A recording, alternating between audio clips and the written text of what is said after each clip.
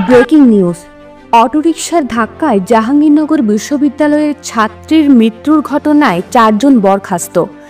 Battery চালিত রিকশার ধাক্কায় জাহাঙ্গীরনগর বিশ্ববিদ্যালয়ের মার্কেটিং বিভাগের শিক্ষার্থী আফসানা করিম রাচির মৃত্যুর ঘটনায় ডেপুটি রেজিস্ট্রার সহ 4 জন কর্মকর্তা কর্মচারীকে সাময়িক বরখাস্ত করেছে বিশ্ববিদ্যালয় প্রশাসন।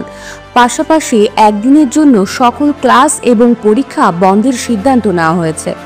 মঙ্গলবার দিবাগত রাত 12টার দিকে বিশ্ববিদ্যালয়ের ভারপ্রাপ্ত রেজিস্ট্রার আজিজুর রহমান বিষয়টি নিশ্চিত করেছেন। সাময়িক বরখাস্তরা হলেন বিশ্ববিদ্যালয়ের ডেপুটি রেজিস্ট্রার আব্দুর রহমান, নিরাপত্তা কর্মী রাসেল মিয়া, সহকারী সুপারভাইজার আব্দুস সালাম ও ডিউটি গার্ড মনসুর রহমান প্রমাণিক। দায়িত্বের অবহেলার কারণে তাদের সাময়িক বরখাস্ত করা হয়েছে বলে জানান তিনি। এদিকে এ ঘটনায় জড়িতদের বিচারের দাবিতে উপাচার্যের বাসভবনের সামনে অবস্থান নেয় শিক্ষার্থীরা। এক পর্যায়ে দায়ীদের বহিষ্কার করে দাবি পূরণের আশ্বাস দেওয়ায় বাসভবনের সামনে থেকে সরে আসেন তারা। অপরদিকে বুধবার 20 নভেম্বর বিশ্ববিদ্যালয়ের শোক দিবস ঘোষণা করে সকল ক্লাস এবং পরীক্ষা স্থগিত করে বিজ্ঞপ্তি প্রকাশ করেছে বিশ্ববিদ্যালয় প্রশাসন।